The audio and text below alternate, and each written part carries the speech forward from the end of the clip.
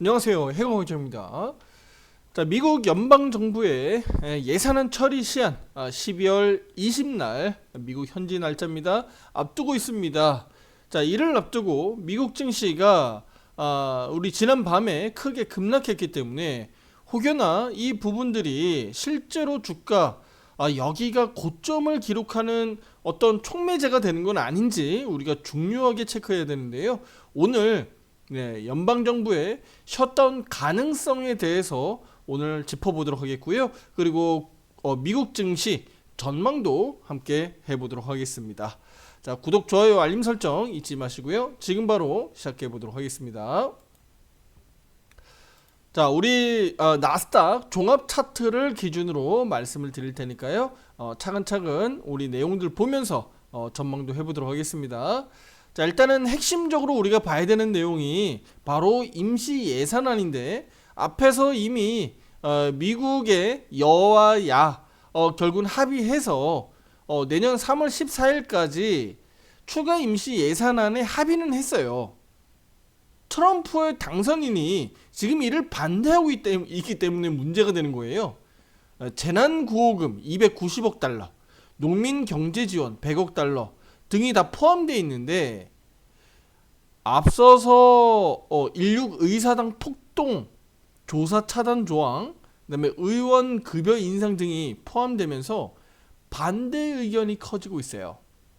그러니까 이런 부분들이 트럼프 입장에서는 가시 같은 역할을 내는 거죠.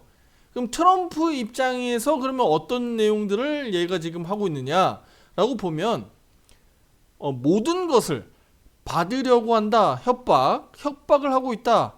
그래서 셧다운을 감수해야 된다라고 주장을 펼치고 있어요. 그러니까 민주당 측에서 모든 것을 받으려는 협박을 하고 있다.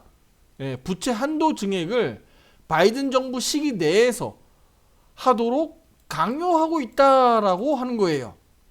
그러니까 이왕이면 트럼프 너가 당선돼서 너가 취임해서 하지 말고 우리 바이든 지금 현재 퇴임 직전에 아직 시간이 있으니까 그때 빨리 좀 해줘 라고 요구한다는 겁니다. 그러니까 트럼프 입장에서는 썩 기분이 안 좋죠.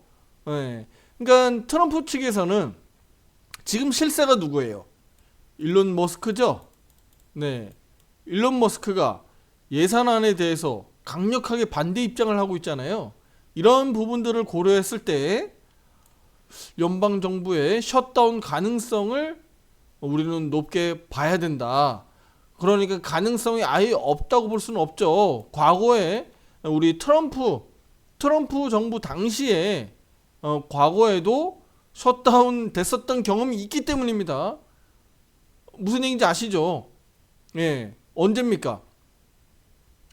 의회가 20일까지 일단 이번 얘기부터 먼저 해드리면, 의회가 20일까지 예산안 처리에 실패하면요, 21일부터, 그러니까 날짜상 21일입니다. 21일 미국 현지 날짜예요. 정부 셧다운 발생 가능성이 매우 커졌다라고 볼 수가 있겠고요. 과거에 트럼프 정부 최장 35일간 셧다운 경험이 있어요. 그래서 투자자분들이 지금 우리가 주목해야 되는 겁니다. 만약에라도 미국 증시가 이를 그대로 그냥 반영해서 셧다운 위기에 대한 부분들이 반영이 된다면 아주 큰 폭으로 주가 조정 가능성도 있기 때문에 우리가 주목하는 겁니다. 만약에 반대로요, 나스닥 지수가 이렇게 역대급으로 올라가지 않고 많이 내려와 있는 상황이라면, 투자 여러분들 쉽게 생각해 보세요. 주가가 이미 많이 내려와 있는 상황이라면 셧다운과 관련된 부분들이 실제로 반감될 수 있습니다. 무감각해질 수 있어요. 주가가 이미 많이 빠져 있기 때문에. 오히려 악재를 빨리 털고 오히려 주가가 반등 나오는 거 아니냐라고 오히려 반대로 해석될 수도 있어요. 그런데 지금은요, 역대급 고점이잖아요. 그쵸? 미국 현지 날짜로 12월 16일자가 최고점이었습니다. 그러니까 우리 투자자 여러분들이 미국 주식 투자하고 계신 분들도 계시고 국내에만 투자하고 계신 분들도 계시겠지만, 미국 증시 기준을 놓고 봤을 때는 지금 최고점에서 매매하고 있다라고 보는 거예요.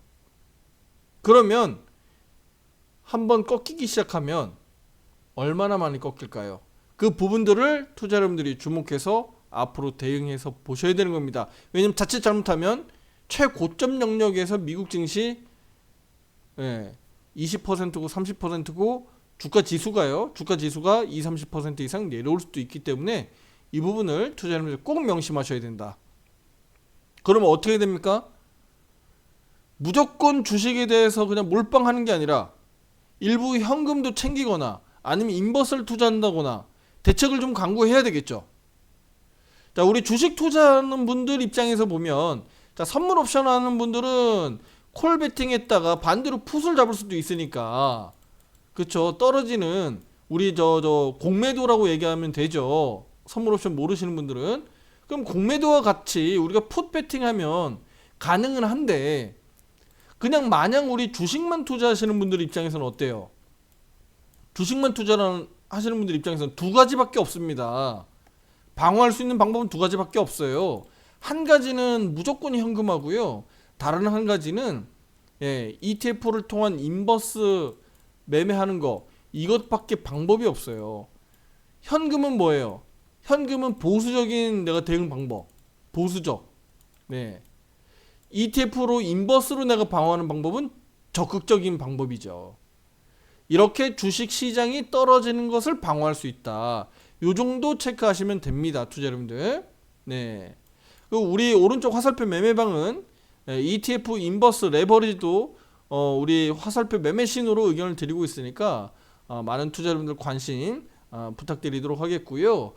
주식 시장이 이렇게 불확실성이 생긴다는 것 자체는 매우 좋지 않습니다. 시장은 항상 가장 싫어하는 것은 바로 불확실성이니까요. 그 부분들을 투자 여러분들 꼭 주목하셔야 됩니다. 자, 그러면 대체 이 부채를 증액하기 위해서 트럼프 역시나 그것을 원하는 것인데, 그러면 대체 부채가 얼마나 되길래 부채를 자꾸 또 늘리기를 원하는 거냐라고 보면요. 우리 지금 현재 미국 연방정부 부채 규모는요. 36조 달러입니다. 36조 달러 수준입니다. 실제로 이 규모 자체는요. 우리 그 재정 적자를 한번 보셔야 되는데, 만약에 계속적으로 재정 흑자가 날 것 같으면 부채가 있다고 하더라도 상관없죠. 계속적으로 흑자를 기록해서 돈을 많이 벌어들이니까 부채를 놔더라도 이걸 다 갚을 수는 있잖아요. 근데 계속적으로 적자가 발생되는 거니까 트럼프 입장에서도, 그래서 우리 미국을 상대로 흑자를 내고 있는 나라들에게 계속적으로 지금 반협박식으로 다가오고 있잖아요. 특히 한국도 마찬가지죠. 너희들 그렇게 흑자를 내고 있는데 라고 하면서 압박을 주고 있죠. 그래서 우리는 주목해서 보셔야 되는 거예요. 그래서 미국 입장에서는 지금 부채가 GDP 대비해서 123% 정도입니다. 123% 정도 수준으로 올해 9월 기준으로 이만큼 지금 부채 한도가 높게 쌓여 있다. 그런데 적자를 계속 내고 있다 보니까 미국 입장에서는 자칫 잘못하면 큰 위기에 직면할 수 있다. 이 부분을 투자자들이 경계를 해야 됩니다. 부채 규모가 지속적으로 증가하는 미국 경제에는 굉장히 부담이 되는데 언젠가 또 모르죠. 자칫 잘못해서 미국에서 금융위기가 올지. 특히 부채 한도 협상이 정치적인 이런 어떤 요인에 따라서 주식 시장이 특히 크게 변동성이 나올 수가 있습니다. 그래서 우리는 미국인도 아닌데, 우린 미국에서 투자하시는 분들도 계시겠지만, 대체로 많은 투자 여러분들이 한국 주식 시장에서 투자하고 있지만 미국을 걱정해야 할 수밖에 없는 입장이 있는 겁니다.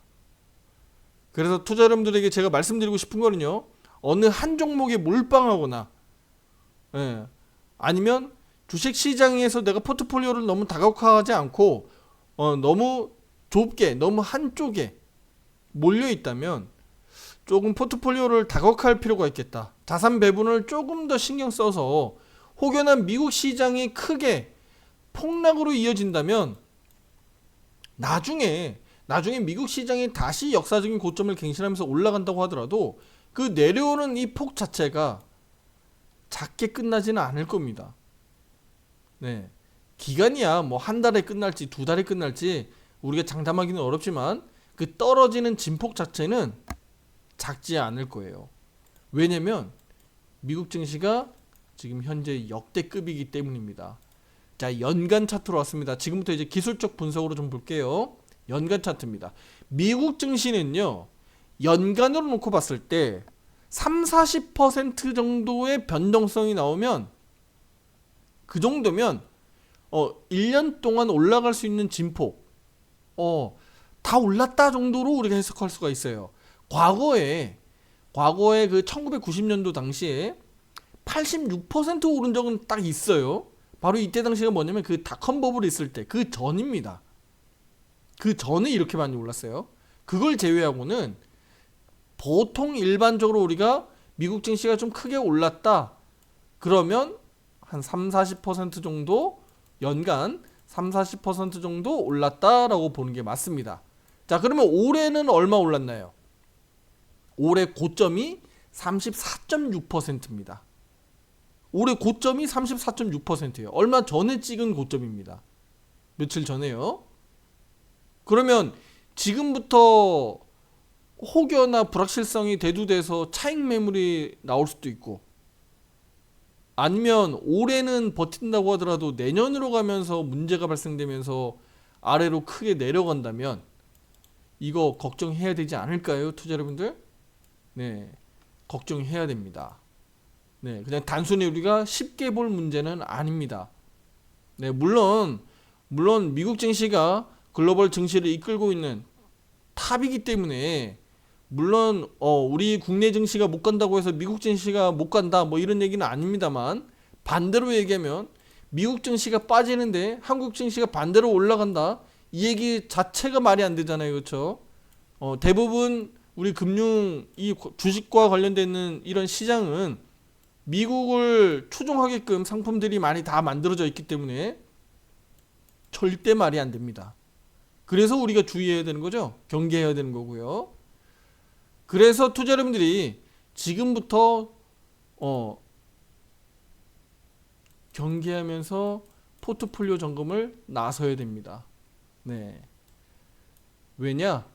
미국 증시가 본격적으로 하락할지 말지가 저는 조만간에 결정될 거로 보여지는데, 화살표 매매 신호 타점대로라면 최근 들어서 이 흐름을 한번 볼게요. 여기 매도 신호, 매수 신호가 이렇게 나타났고요.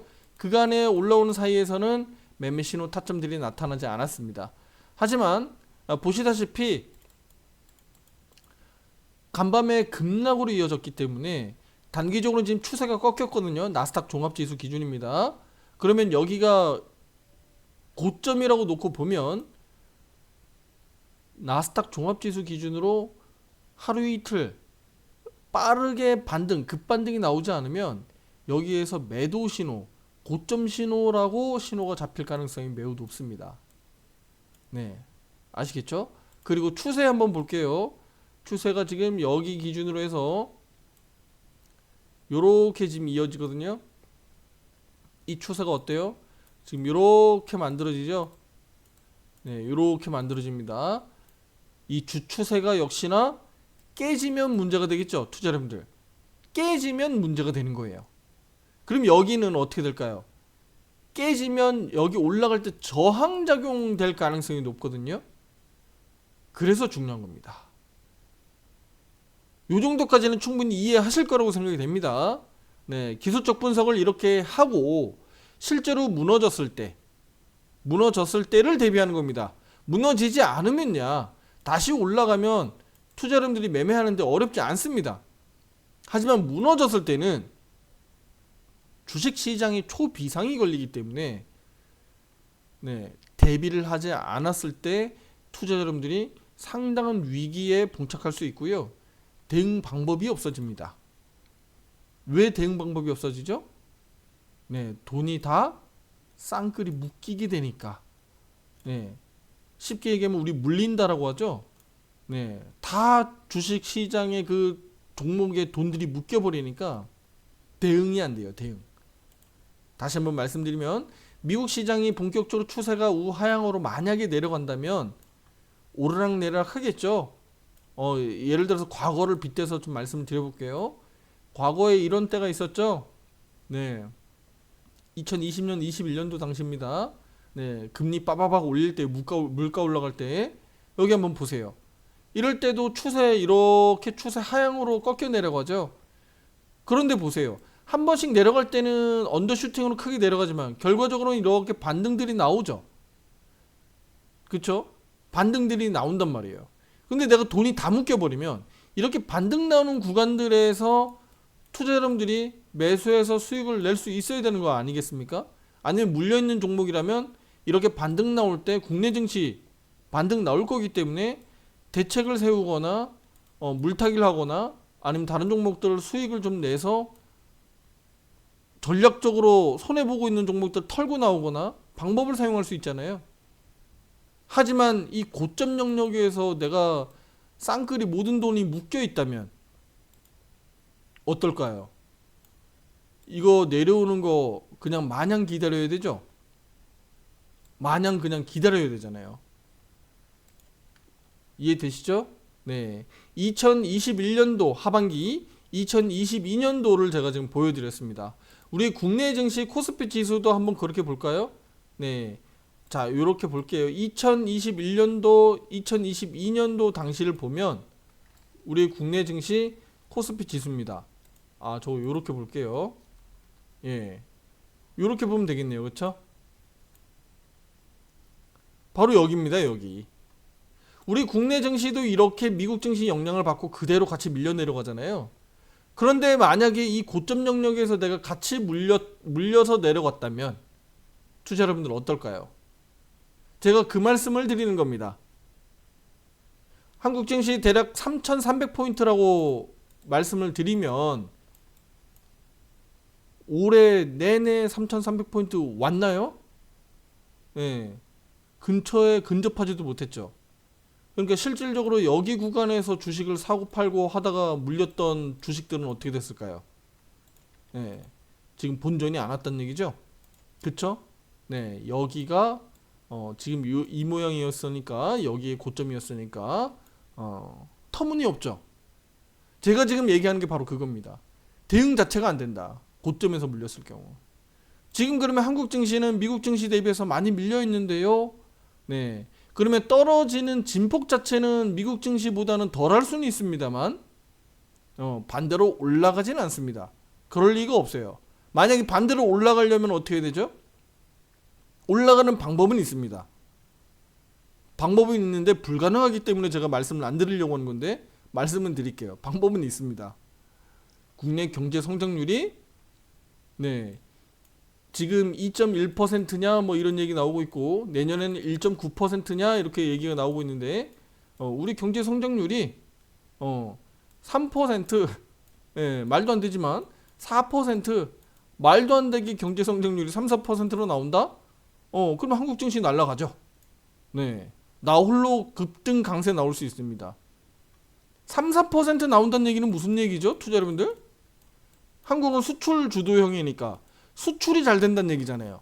그럼 반도체도 잘 돼야 된다는 얘기고 자동차도 잘 팔려야 된다는 얘기고 제약 바이오도 수출이 잘 돼야 된다는 얘기니까 현실적으로는 어렵죠. 네, 그래서 제가 말씀 안 드리려고 했던 겁니다. 하지만 그래도 알고는 가세요. 국내 증시가 유별나게 독특하게 특별하게 미국 증시가 하락하는데 반대로 올라갈 수 있는 방법은 요겁니다. 이해되시죠? 네.